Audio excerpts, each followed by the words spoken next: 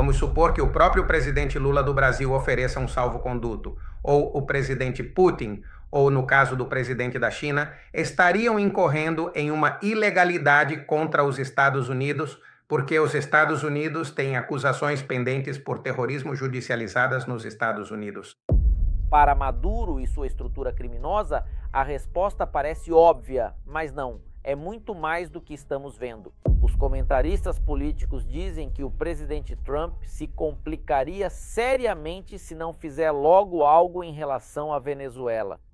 Há muita gente ansiosa. O comandante Romero já está conosco para nos ajudar a entender as notícias mais importantes deste dia, que giram em torno do tema Venezuela. Oficialmente, o Cartel dos Sóis foi designado como uma organização terrorista estrangeira. Há muita gente que não sabe as verdadeiras implicações dessa designação. E, comandante, como sempre, obrigado pelo seu tempo e pelo seu serviço. Bem-vindo. Obrigado a você, Sanches. Obrigado. Nós tivemos a oportunidade de ver a designação do Cartel dos Solos como uma organização terrorista sob a lista da OFAC, sob o Departamento do Tesouro. E isso basicamente trata de restrições, sanções, mas ainda assim continua sendo uma grande designação para combater o que é uma ameaça representada por um cartel que agora é considerado terrorista. E agora, por outro lado, temos o Departamento de Estado, que dirige a política internacional dos Estados Unidos por meio do secretário de Estado, dizendo que agora o Cartel dos Solis é uma organização terrorista internacional. Sob o Departamento de Estado, o que temos agora é todo o peso do governo norte-americano direcionado para o que representa a ameaça do Cartel dos Solis. Mas atenção, isso não é apenas sobre o Cartel dos Solis, isso já se estende aos outros cartéis que estão no hemisfério. Quais seriam essas ações? O que se depreende dessa interpretação, comandante? Bem, agora, partindo do que vimos com as ações que foram tomadas com operações cinéticas que levaram à neutralização de lanchas narcoterroristas, agora com essa designação, o presidente tem em suas mãos que sim, de fato, pode realizar operações para neutralizar alvos dentro da Venezuela, se necessário. Ou seja, não há nenhum impedimento legal para realizar ações dentro do território venezuelano. Tudo isso pode acontecer já a partir de hoje. Foi seguido o devido processo, por assim dizer, e o Cartel de Los Soles foi oficialmente designado como uma organização terrorista estrangeira. Isso vai ainda mais longe, porque o Cartel dos Sóis é liderado pelo próprio ditador Nicolás Maduro e todo o seu círculo íntimo está em conluio com esse cartel. Portanto, essas seriam ações muito concretas que gerariam um impacto muito grande no território venezuelano. Tudo isso é técnico e tudo isso também é protecionismo dentro dos Estados Unidos, porque aqui o Congresso é muito importante, o Senado é muito importante e isso não pode ser visto como uma ação unilateral e concreta por parte do presidente e o que acontece no Salão Oval. Na verdade, temos visto alguns casos muito estranhos há semanas. Sinais de solidariedade com os inimigos da nossa nação e não tanto com as vítimas que têm sofrido em todos os Estados Unidos com as consequências do Cartel dos Sóis, no círculo de Maduro. O que isso significa para Maduro? Qual é o significado específico? Para Maduro e sua estrutura criminosa, a resposta parece óbvia, mas não, é muito mais do que estamos vendo. Como o senhor vê isso, comandante? Agora, a situação para negociar diretamente com a Venezuela fica ainda mais restrita. Agora, mais do que nunca, o próprio Nicolás Maduro e seus comparsas agora sim têm uma forma de serem restringidos, têm uma forma de serem procurados, de serem pressionados pelos Estados Unidos. Isso também quer dizer, Sánchez Gras, que não é somente dentro da Venezuela, é qualquer tipo de país que ofereça apoio material ao Cartel dos Sóis, como, por exemplo, fornecer-lhes salvo-conduto. Vamos supor que o próprio presidente Lula do Brasil ofereça um salvo-conduto, ou o presidente Putin, ou no caso do presidente da China, estariam incorrendo em uma ilegalidade contra os Estados Unidos, porque os Estados Unidos têm acusações pendentes por terrorismo judicializadas nos Estados Unidos. O Caribe foi o paraíso de Nicolás Maduro, mas o paraíso se transformou em um grande inferno para ele e para seu cartel. Neste momento, não há nenhuma possibilidade de operação, de fuga, de contornar, de tentar desviar a atenção do que está acontecendo no Caribe. Agora o Caribe é literal e tacitamente. Obrigado. Para Nicolás Maduro, o inferno na sua cara. O Caribe se tornou essencialmente, em grande parte, como se fosse uma prisão para os venezuelanos, para os membros do cartel dos sóis.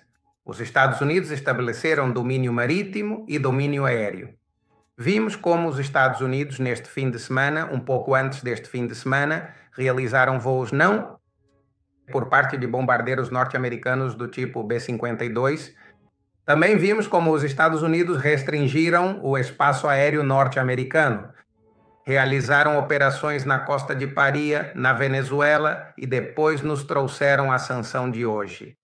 Isso quer dizer que as portas, a grande maioria das portas que Nicolás Maduro tinha à disposição para poder negociar, hoje em dia, 99% dessas portas se fecham, e o que lhe resta seria render-se para se entregar aos Estados Unidos, porque, do contrário, o contingente norte-americano que temos no Teatro do Caribe estaria sendo usado especificamente para tirá-lo.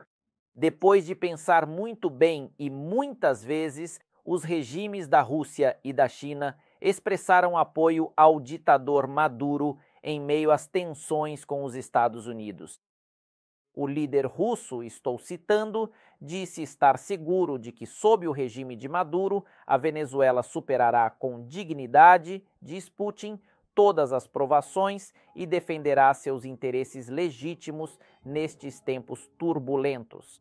Da parte chinesa, Xi Jinping supostamente manifestou agradecimento, que continuaria apoiando a ditadura de Maduro para salvaguardar sua soberania e segurança nacional.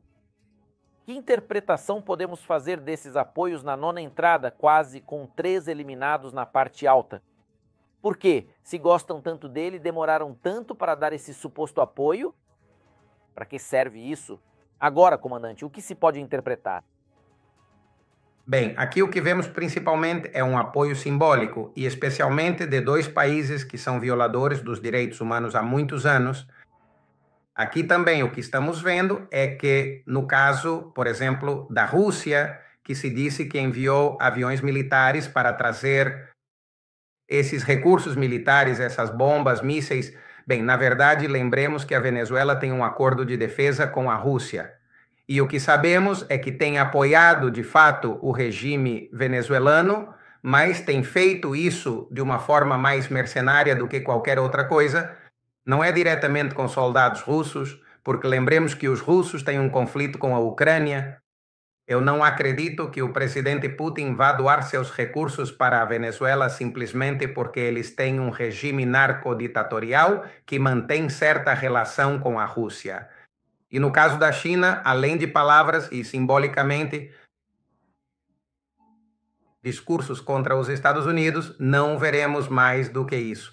Na verdade, quem tende a perder com o que acontecer na Venezuela serão esses regimes que têm atuado simplesmente para contrariar e neutralizar o efeito dos Estados Unidos no Teatro do Caribe. Então, isso é mais encenação do que qualquer outra coisa. Agora, outro líder que tem sido ambivalente próximo é o Lula da Silva. Lula disse de Joanesburgo, na cúpula do G20, que quer conversar com Trump sobre o desdobramento militar dos Estados Unidos perto da Venezuela. Ele disse: "Estou muito preocupado com o dispositivo militar norte-americano mobilizado no Caribe. Isso me preocupa enormemente. Tenho a intenção de discutir isso com o presidente Trump porque me preocupa." Lula da Silva mudou sua narrativa em relação a Maduro e a Venezuela em várias ocasiões, conforme lhe convém ou não. Neste momento, ocorreu a detenção do ex-presidente Jair Bolsonaro durante o fim de semana. E isso também gerou um certo grau de incômodo com Washington, que já se pronunciou a respeito. Você acha que seria produtiva essa conversa de Lula com o presidente Trump para dar apoio a Nicolás Maduro? Bem, eu suponho e quero acreditar que o presidente Trump, porque eu sei que definitivamente o secretário de Estado, Marco Rubio, conhece muito bem quem é o presidente Lula. Não nos esqueçamos que sob aqueles que idealizaram o que foi o Foro de São Paulo em 2005, isso aconteceu sob a presidência de Lula. Lula foi quem fez o convite para que todos esses países viessem. Por quê? Porque Lula era muito amigo e era o braço direito do próprio Hugo Rafael Chaves Frias. E é daqui que nasce o famoso Foro de São Paulo, que é basicamente para desenhar um roteiro para o que seria o socialismo do século XXI. Lula da Silva não é nenhum protetor de Maduro, ele é protetor do socialismo do século XXI, porque ele também faz parte desse grupo de países socialistas. Também não nos esqueçamos que por trás das operações que realizamos a partir da Guatemala, o segundo país que forneceu a maioria das aeronaves para apoiar a ponte aérea da cocaína colombiana que saía pela Venezuela foi o Brasil. Isso não podemos esquecer, porque esses dados estão devidamente quantificados. Hoje também foi reportado que um general militar de alto escalão, de alto nível, estaria se deslocando para o Caribe exatamente para entrar em contato com o que está acontecendo com o nosso Comando Sul, ali em frente à Venezuela. O que se pode interpretar quando um general de alto calibre vai inspecionar, para usar um termo militar, nossas tropas em um dia tão significativo como este, no qual tal designação é oficializada? Bem, Sánchez Gras, de quem estamos falando, é do chefe do Estado-Maior do Departamento de Guerra. Estamos falando do equivalente a Colin Powell durante a Guerra do Iraque. É o general Kane quem foi visitar as tropas em Porto Rico. E isso aconteceu justamente ontem, antes da designação oficial de FTO com o Cartel dos Sóis. Ou seja, tudo está em um roteiro cronometrado e perfeito, que deve resultar em ações muito concretas. Aqueles que desconhecem esses processos acham que tudo está demorando demais. Os comentaristas políticos dizem que o presidente Trump se complicaria seriamente se não fizer logo algo em relação à Venezuela. Há muita gente ansiosa. Que mensagem pode ser enviada aos ansiosos em um dia tão esperado como o de hoje para que essa confirmação se torne prática, comandante? Esta administração, em comparação com a administração do presidente Biden, tem sido a mais transparente e enquadrou o cartel dos sóis e a ameaça que essas organizações transnacionais representam para os Estados Unidos de uma forma legal, de uma forma transparente e metodologicamente vem construindo o que é uma arquitetura para poder travar essa guerra no teatro do Caribe e do hemisfério ocidental. As companhias aéreas comerciais entenderam isso claramente. Pelo menos 7 já cancelaram seus acessos à Venezuela, inclusive a partir de terceiros países. Entenderam concretamente que há uma zona de exclusão aérea por razões óbvias e a situação não está para que as companhias aéreas fiquem passando de forma irresponsável por um lugar onde está prestes a estourar uma operação militar devidamente advertida e anunciada.